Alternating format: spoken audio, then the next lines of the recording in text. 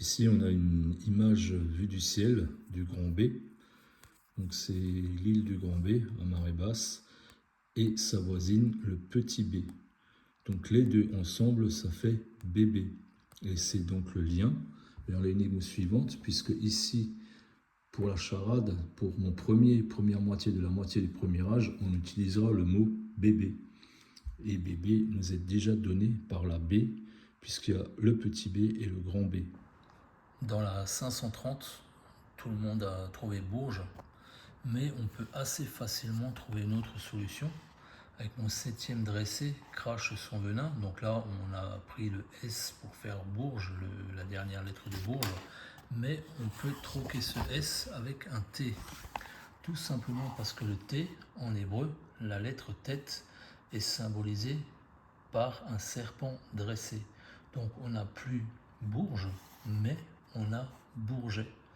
Et donc on va aller voir du côté de l'aéroport du Bourget si on peut continuer notre chasse. On va donc maintenant partir du Grand B, donc au large de Saint-Malo, depuis l'île du Grand B, qui est donc la solution de mon énigme numéro 1. La B, tout simplement, c'est le Grand B pour moi. Donc on va partir du sommet de cette petite île et on va faire un trait jusqu'à l'ouverture. Donc l'ouverture qui n'est plus Bourges dans un second niveau de décryptage, mais Bourget. Donc on va aller ici au Bourget. Et je pense que tout le monde a trouvé les 33, le fameux 33 pour la mesure du jeu dans le premier niveau de décryptage. Et donc là, on a Bourget en plus qui est marqué en grand sur l'aéroport. Et quand vous arrivez à ce niveau-là, à très exactement 330 km, on vient de passer sur le mot Bourget.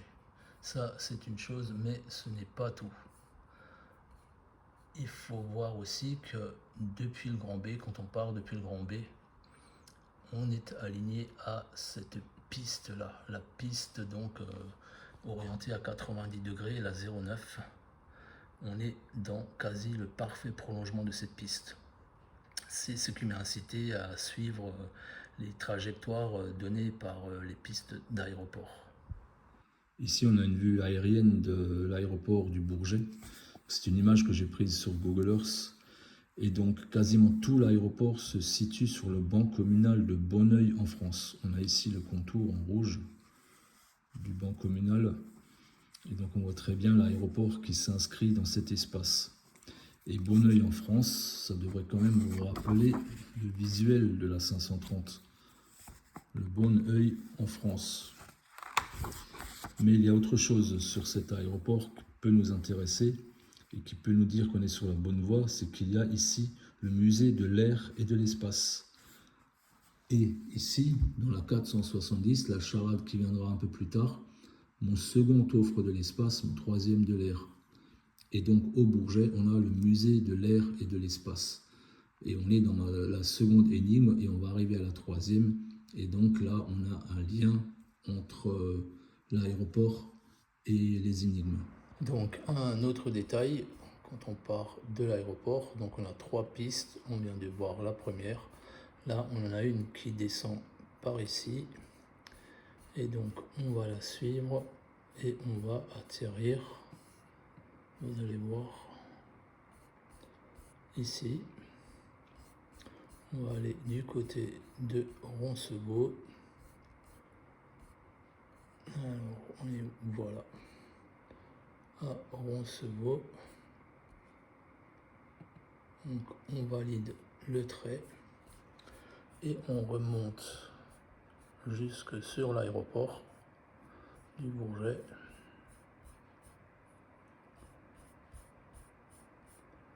Pour voir que on est dans l'alignement de cette piste. Voilà. Donc, on a encore une dernière piste qui part de là, à peu près, quelque part par ici. Cette piste, donc, elle nous montre le sens par ici. Donc, on va aller voir par là. Et là, on arrive à Carignan. Voilà. Donc, on est à Carignan. On valide le trait.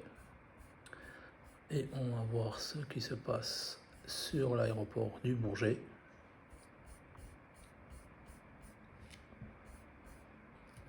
Et voilà, on est dans le prolongement de la dernière piste. Donc on a un A majuscule qui est couché, là on a une piste, cette piste-là et celle-ci dans ce sens. Donc on a A Roncevaux dans un sens, on a A Carignan dans l'autre sens. Et la première piste, eh ben, on arrive depuis le Grand B jusqu'à l'ouverture. Voilà. On va maintenant repartir du Grand B, de cette petite île qui est donc le début de ma chasse. On va passer sur l'aéroport du Bourget, les fameux 33 ou 330 km. On va aller beaucoup plus loin. Et là, en rouge, j'ai tracé les contours de Sarreguemines. Sarreguemines, c'est là qu'est né Max Valentin. Donc, l'auteur de notre jeu est né ici. Alors, on va fixer notre trait. Voilà, donc on traverse bien Sarreguemines. Et on va revenir au niveau de l'ouverture, donc sur l'aéroport du Bourget, pour se rendre compte qu'on est dans le prolongement parfait donc de la piste 09 au Bourget. Donc du Grand B par l'ouverture, on va directement sur Sarreguemines. On a l'auteur, donc Max Valentin, le B, puis l'ouverture. Tout ça est aligné. Alors à chaque fois que je poste une vidéo avec des données précises, des dimensions précises, on me dit que c'était pas possible en 93 ou avant. Donc ici, on va partir de Golfe Juan. Je vais vous montrer quelque chose. Donc, c'est de là que Apollon va tirer sa flèche à l'endroit où Napoléon a débarqué. Alors, il y a une stèle ici, en bord de mer, qui nous matérialise l'endroit où a débarqué Napoléon. Donc, cette stèle se trouve à 43 degrés, 33 minutes, 59 secondes nord. 7 degrés 04 minutes 41 secondes est. Et donc on va voir comment on peut faire pour calculer la distance que va parcourir la flèche si toutefois elle devait tomber à Dabo. Je vais déjà vous montrer comment déterminer des coordonnées GPS sur une carte IGN. Donc je n'ai plus la carte de Dabo, mais je vous montre ça sur une autre carte, ça n'a aucune importance. Vous pouvez refaire la même chose sur votre carte de Dabo pour déterminer les coordonnées du rocher de Dabo. Donc ici, par exemple, on a 45 degrés, 37 cm plus haut, vous avez 45 degrés, 45 minutes.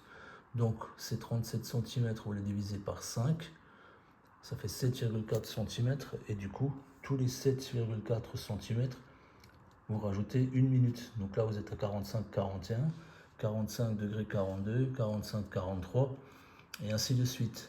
Ensuite, si vous voulez déterminer les coordonnées de ce point, par exemple, de ce bâtiment, cet espace-là, dans une minute, vous avez 60 secondes. Vous le divisez par 60 pour avoir quelque chose de beaucoup plus précis. Donc vous pouvez déjà commencer par le diviser par 6, et vous avez une précision de 10 secondes en 10 secondes. Donc le bâtiment ici, il est à 45 degrés, 43 minutes et 30 secondes. Cet espace, vous le redivisez en 10 pour avoir une précision à la seconde. Donc, vous faites exactement la même chose dans l'autre sens et vous avez les coordonnées nord et est de votre point. Alors, en 1975, un certain Vincenti a sorti une formule pour calculer la distance entre deux coordonnées géographiques. Donc il nous faut les longitudes et les latitudes, et on peut calculer la distance entre ces deux points. Alors bien sûr, c'est de la trigonométrie, hein. C'est une formule qui a l'air assez complexe ici, Mais il faut savoir que à mon époque, quand on était au lycée, donc là c'était au milieu des années 80, on avait déjà des calculatrices scientifiques programmables. Donc on donnait la formule à manger à notre calculatrice et ça nous crachait le résultat instantanément. On va retourner sur Google Earth et aller à Dabo pour voir les coordonnées GPS. C'est quand même beaucoup plus facile que de regarder sur la carte. Donc je ne vais pas m'en priver évidemment. Donc je pointe la chapelle au sommet de la spirale et on voit qu'elle est à 48 degrés 38 minutes 57 secondes nord et 7 degrés 14 minutes 43 secondes est. Alors dans un premier temps, il faut convertir nos coordonnées en degrés décimaux. Donc par exemple, on a les coordonnées longitude, latitude pour Dabo, on les convertit. Pareil pour ceux de Golfe-Juan. Et comme je n'ai plus de calculatrice scientifique programmable, ben, j'ai donné la formule à ChatGPT pour qu'il me fasse le calcul tout simplement. Et il me dit qu'on est à 565 km. Donc 565 km sépare Golfe-Juan de Dabo. Alors Max, dans son calcul, nous demande quand même de faire quelque chose de très précis. On a ce chiffre-là, on a les 559 qu'on obtient avec 5 zéros après la virgule, donc c'est de l'ordre du millimètre la précision. Et les gens qui atterrissent à Dabo admettent 6 km de défaut, donc 600 000 millimètres de défaut. Ça tient pas la route, c'est juste pas possible pour moi.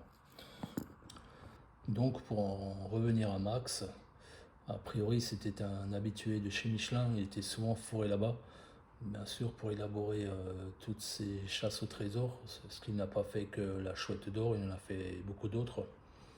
Et donc il avait accès à toutes les cartes de France et de Navarre, mais je pense également à toutes les formules nécessaires pour faire des tracés et tout ça.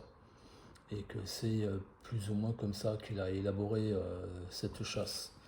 Donc, dans un deuxième niveau de décryptage, donc je ne parle pas de la solution Bourges, mais quand on monte d'un cran et qu'on part du grand B, le grand B étant la solution de la première énigme, si on part du grand B direction le Bourget, et ben c'est comme ça que Max a signé son petit chef-d'œuvre.